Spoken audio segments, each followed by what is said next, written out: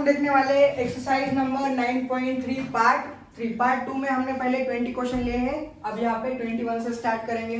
तो 21 में हमें क्या पूछा गया है, हमें ज्योमेट्रिक प्रोग्रेशन बताना है। उसमें दो कंडीशन दी हुई है। पहली वाली कंडीशन में क्या बताया हुआ है कि थर्ड और जो फर्स्ट टर्म है, जो मतलब थर्ड टर्म जो है ना वो फर्स्ट टर्म से 9 से ज्यादा है, और जो सेकंड टर्म है वो फोर्थ वाली टर्म से 18 से ज्यादा है। अब इसे किस प्रकार से सॉल्व करना है वो देखिए।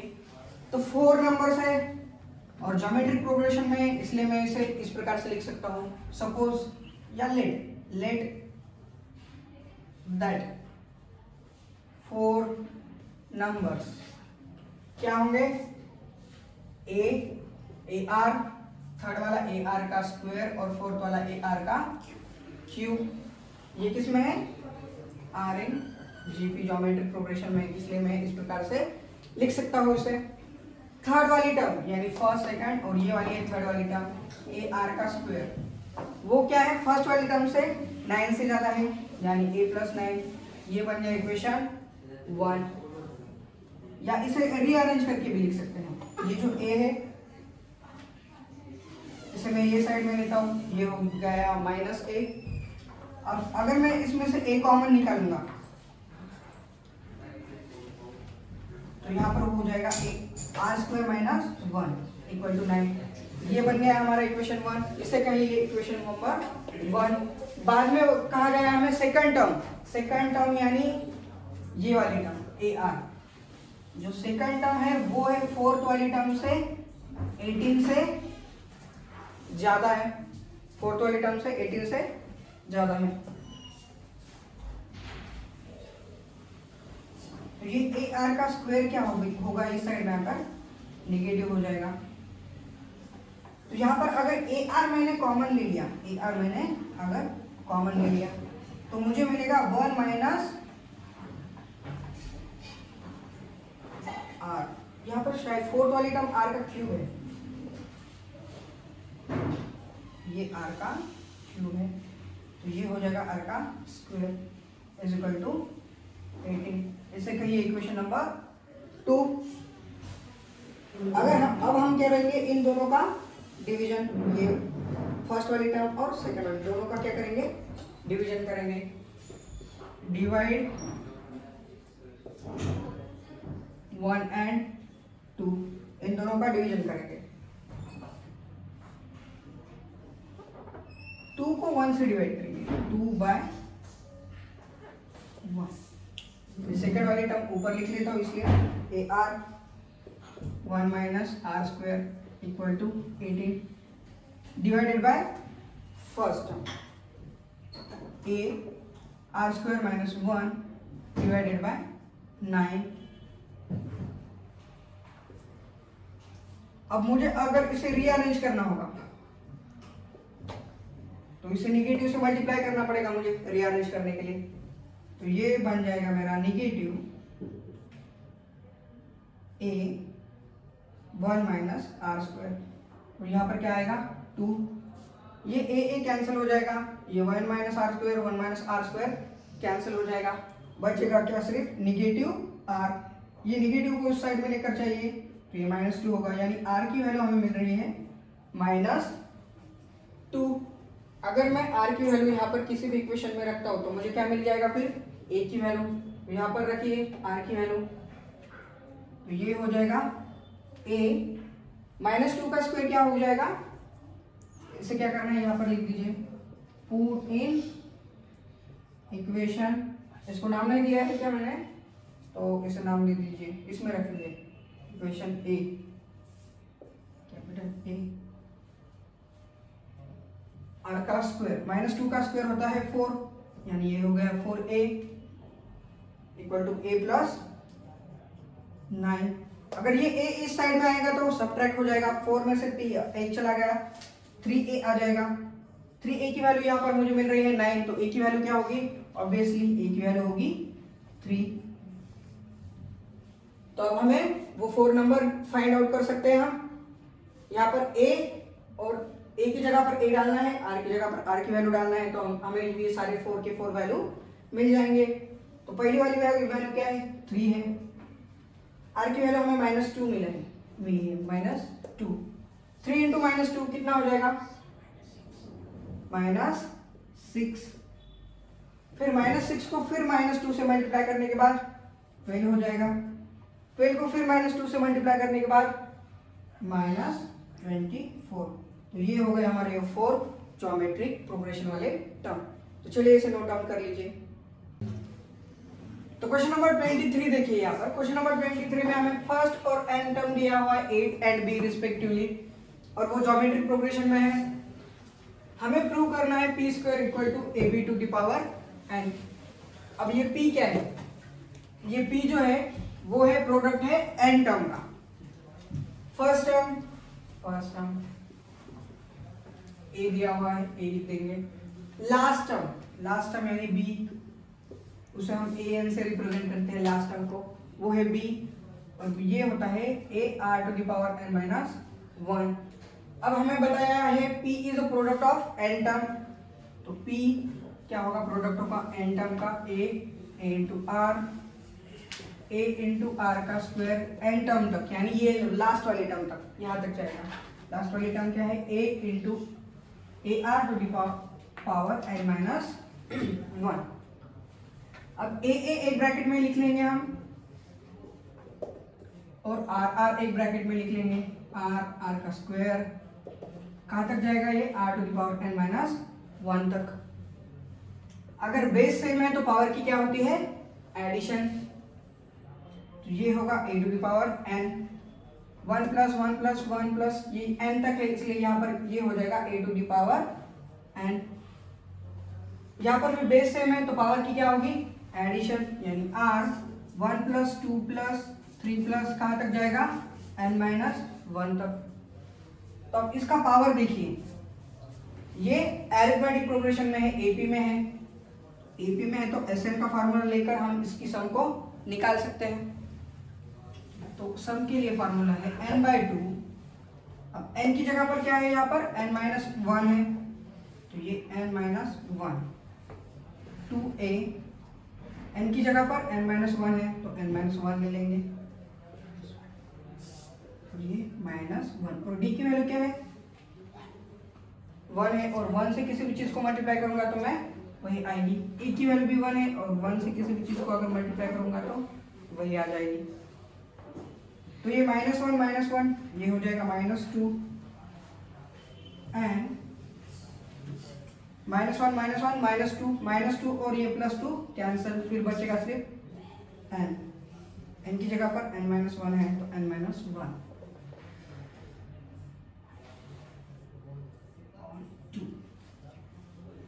यहाँ पर Sn का नहीं, हम Sn माइनस 1 तक की सम की है हमने, इसलिए यहाँ पर n की जगह पे n माइनस 1 लिखा है मैंने, और यहाँ पर भी n की जगह पर n माइनस 1 लिखा है। तो Sn माइनस 1 क्या हो रहा है मेरा, n माइनस 1 इंटू n/2।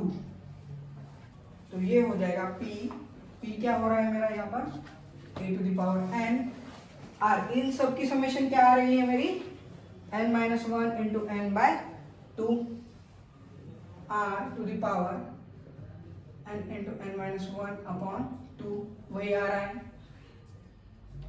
अब मैं p का स्क्वायर लेता हूँ, p का स्क्वायर दिखा रहे हैं ना हमें यहाँ पर, इसलिए मैं क्या कर रहा हूँ, यहाँ पर स्क्वायर कर रहा हूँ दोनों टर्म का। तो ये a to the power 2n हो जाएगा, और यहाँ का 2 चला गया, यानी ये r to the power n into n minus 1। यहाँ पर भी n है, यहाँ पर भी n है, तो n को मैं करता हूँ कॉमन, a का square r n minus 1, n को क्या कर रहा हूँ मैं यहाँ पर कॉमन ले रहा हूँ। ये हो गया a into a r to the power n minus 1, a as it is, a r to the power n minus 1 क्या है, a r to the power n minus 1 है हमारा b। तो यहाँ पर इस जगह पर मैं लिख सकता हूँ b, इसे मैं b लिखता हूँ, इसका पावर n था, तो ये a into B to the power n हो गया, और यही हमें प्रूव करना था। तो चलिए left hand side equal to right hand side हो गई है, तो नोट डाउन कर लीजिए। तो क्वेश्चन नंबर 24 देखिए यहाँ पर। क्वेश्चन नंबर 24 में हमें शो दैट करना है, शो करना है हमें क्या, ratio of sum of first n term. पहली जो n टर्म है उनका सम, और किसका रेशियो लेना है, sum of terms from n plus 1 term से लेकर 2n टर्म तक। इनका जो रेशियो है वो दिखाना है हमें 1/r⁴n। तो पहले sum of n term Sn, sum of n term यानी Sn का क्या होता है हमारा formula, a r⁻n - 1 upon r-1। ये हो गया सम ऑफ n टर्म। अब हमें क्या पूछा गया है, sum of terms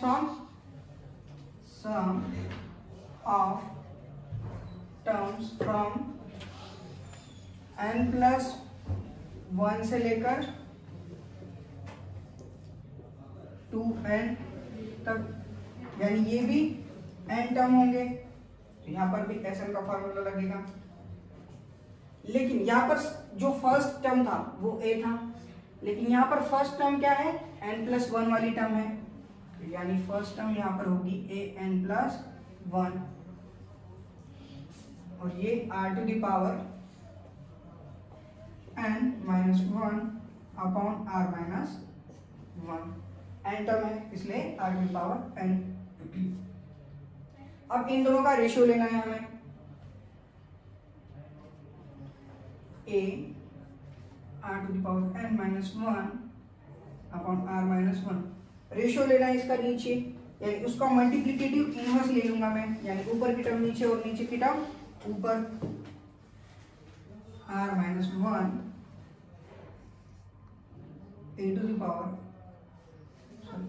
an plus 1 r⁻n - 1। ये क्या कर रहा हूं मैं, इन दोनों का डिवीजन, रेशियो यानी इन दोनों का डिवीजन। अब ये an प्लस 1 है, an प्लस 1, तो n प्लस 1 वाली टर्म क्या होगा, r⁻n - 1 रहता है, और यहाँ पे n की जगह पर n प्लस 1 है, n प्लस 1 है, तो ये प्लस माइनस कैंसिल होगा, और ये होगा ar⁻n। an का फॉर्मूला हमें पता है ना, an = ar⁻n - 1, तो यहाँ पर n प्लस 1 के लिए क्या होगा, ये ar⁻n होगा। तो मैं इसे डायरेक्टली लिख देता हूँ ar⁻n, तो ये a कैंसिल हो जाएगा, ये r-1 कैंसिल हो जाएगा, ये r⁻n - 1 r⁻n - 1 कैंसिल हो जाएगा, बचेगा क्या, यहाँ पर नीचे बच रहा है r⁻n, ऊपर कुछ भी नहीं यानी 1, और यही हमें शो करना था 1/r⁻n। तो चलिए इसे नोट डाउन कर लीजिए। तो क्वेश्चन नंबर 25 देखिए, क्वेश्चन नंबर 25 में ABCD हमें जीपी में दिया हुआ है, यानी b/a = c/b = क्या होगा, d/c। तो पहला इक्वेशन होगा हमारा b² = ac, इसे कहेंगे इक्वेशन नंबर 1। दूसरा इक्वेशन देखिए c × c, c का स्क्वायर = क्या हो रहा है, bd, इसे कहिए इक्वेशन नंबर 2। थर्ड वाला a × d, ad किसके बराबर है, dc के इक्वल है, तो इसे कहेंगे हम इक्वेशन नंबर 3। तो अब हमें left hand side equal to right hand side दिखाना है। हम करेंगे राइट हैंड साइड को लेंगे हम, और इसे लेफ्ट हैंड साइड के इक्वल दिखाएंगे। तो राइट हैंड साइड क्या है हमारी, AB plus BC plus CD और उसका स्क्वायर। अब यहाँ पर 3 टर्म है, लेकिन हमें पता है 2 ही टर्म वाला फार्मूला है, a प्लस b और उसका स्क्वायर क्या होता है, a² plus 2ab plus b² होता है।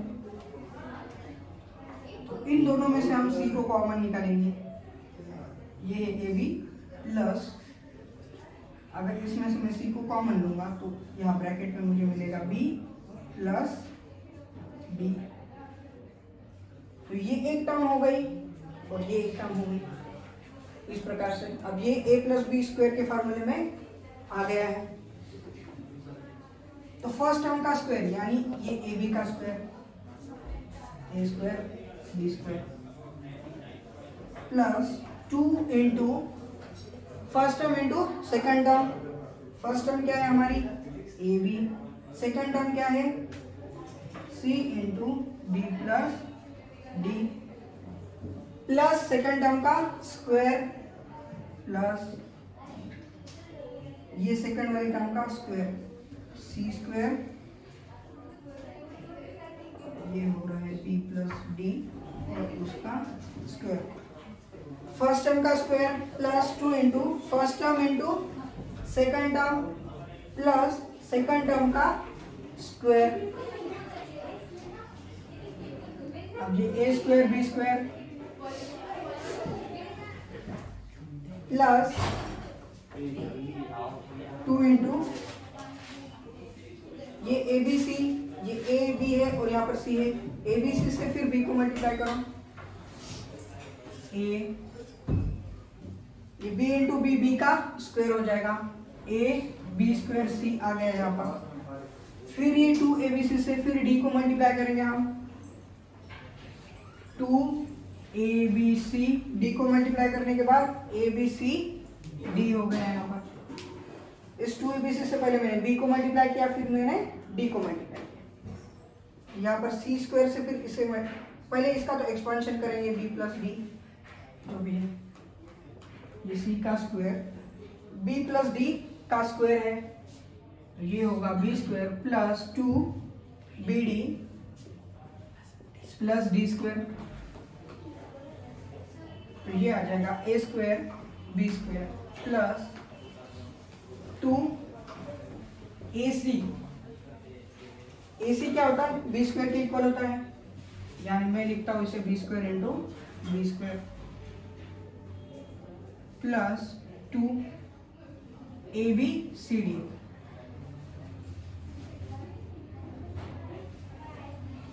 ए बी, यहाँ उसके अंदर जो ए सी है, ए सी को हम बी स्क्वायर लिख सकते हैं, इसके अंदर के ए और सी को हम लिख सकते हैं बी, ए सी को लिख सकते हैं बी स्क्वायर, उसी प्रकार से बी डी को क्या लिख सकते हैं हम सी स्क्वायर, इसके अंदर के बी और डी को हम लिख सकते हैं सी स्क्वायर प्लस इस सी स्क्वायर से फिर इसे मल्टीप्लाई करेंगे सी स्क्वायर बी स्क्वायर प्लस 2 इस सी स्क्वायर से फिर इसे मल्टीप्लाई करेंगे तो सी स्क्वायर, बी डी की वैल्यू क्या है बी डी की वैल्यू होती है सी स्क्वायर, तो ये सी स्क्वायर इंटू सी स्क्वायर हो गया, फिर इस सी स्क्वायर को डी स्क्वायर से मल्टीप्लाई करेंगे सी स्क्वायर डी स्क्वायर।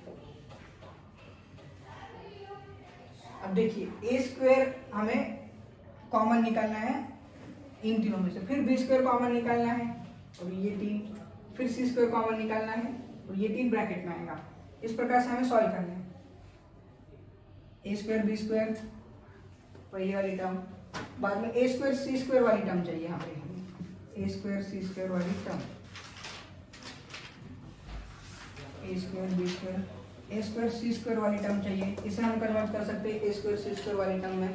देखिए यहाँ पर दिया हुआ है हमें बी स्क्वायर, ये 2 बार है तो मैं इसे एक बार लिख लेता हूँ बी स्क्वायर और एक बार लिखता हूँ, 2 बार है इसलिए 2 बार लिखा है मैंने, ये एक बार और फिर ये एक बार, फिर प्लस 2 ये भी 2 बार है, इसे भी मैं एक बार लिखता हूँ इस प्रकार से, 2 बी स्क्वायर सी स्क्वायर है तो मैं इसे इस प्रकार से लिख सकता हूँ बी स्क्वायर सी स्क्वायर, फिर एक बार बी स्क्वायर सी स्क्वायर, फिर सी स्क्वायर बी स्क्वायर आ रहा है, फिर इसे भी सी स्क्वायर प्लस सी स्क्वायर सी स्क्वायर प्लस सी स्क्वायर डी स्क्वायर है लास्ट वाली टर्म। अब ए स्क्वायर को कॉमन निकालेंगे हम, तो ये वहां पर बी स्क्वायर आ जाएगा, फिर दूसरी ए स्क्वायर वाली टर्म ढूंढिए जिसमें से हमें सी स्क्वायर कॉमन चाहिए। अब ये टर्म है, इसे मैं कन्वर्ट करके लिख सकता हूँ B square into B square है, B square into B square, B square होता है ए सी, तो B square into B square होगा ए स्क्वायर सी स्क्वायर होगा, तो किसका स्क्वायर किया है मैंने यहाँ पर B square into B square यानी ए स्क्वायर सी स्क्वायर तो यहाँ से एक स्टेप ज़्यादा लिखता हूँ ताकि आपको समझ में आए। ए स्क्वायर बी स्क्वायर प्लस इसे मैं लिखता हूँ ए स्क्वायर सी स्क्वायर। अभी हमें ए स्क्वायर डी स्क्वायर वाली टर्म चाहिए, ए स्क्वायर डी स्क्वायर वाली टर्म, ए स्क्वायर डी स्क्वायर वाली टर्म अगर मिल नहीं रही है ना तो यहाँ पर देखना है हमें। ए स्क्वायर डी स्क्वायर वाली टर्म नहीं मिल रही तो बी स्क्वायर सी स्क्वायर वाली टर्म देखनी है। कहाँ पर है बी स्क्वायर सी स्क्वायर वाली टर्म? यहाँ पर है। इसे हम कन्वर्ट करके लिख सकते हैं ए स्क्वायर डी स्क्वायर। अब क्या क्या बच रहा है? ये वाली टर्म बच रही है। ये देखिए ये टर्म लिखी है मैंने, ये वाली टर्म भी लिख दी है, ये वाली टर्म भी लिख दी है, ये वाली टर्म लिखना है मुझे, ये बी स्क्वायर डी स्क्वायर। अब यहाँ से b कॉमन निकलना है तो हमें क्या चाहिए?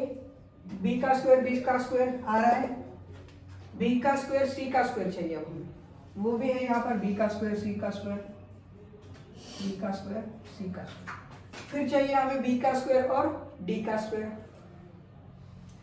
b का स्क्वायर और d का स्क्वायर। मिल नहीं रहा है यहाँ पर मुझे b का स्क्वायर और d का स्क्वायर, तो यहाँ पर आना है अभी c square. C square into सी स्क्वायर क्या होगा मेरा? बी का स्क्वायर डी का स्क्वायर। तो देखिए सी स्क्वायर कहाँ पर है? यहाँ पर है। तो ये वाली टर्म को मैं इस प्रकार से लिख सकता हूँ बी का स्क्वायर डी का स्क्वायर। अब ये वाली टर्म भी लिख ली है हमने, ये वाली टर्म भी लिख ली है, ये वाली टर्म लिखना बाकी है। सी का स्क्वायर पी का स्क्वायर। फिर बचा क्या? ये वाली टर्म सी का स्क्वायर सी का स्क्वायर। यहां पर देखिए हमें क्या क्या चाहिए? सी का स्क्वायर भी चाहिए, सी का स्क्वायर और बी का स्क्वायर भी चाहिए, सी का स्क्वायर और ये बी का स्क्वायर।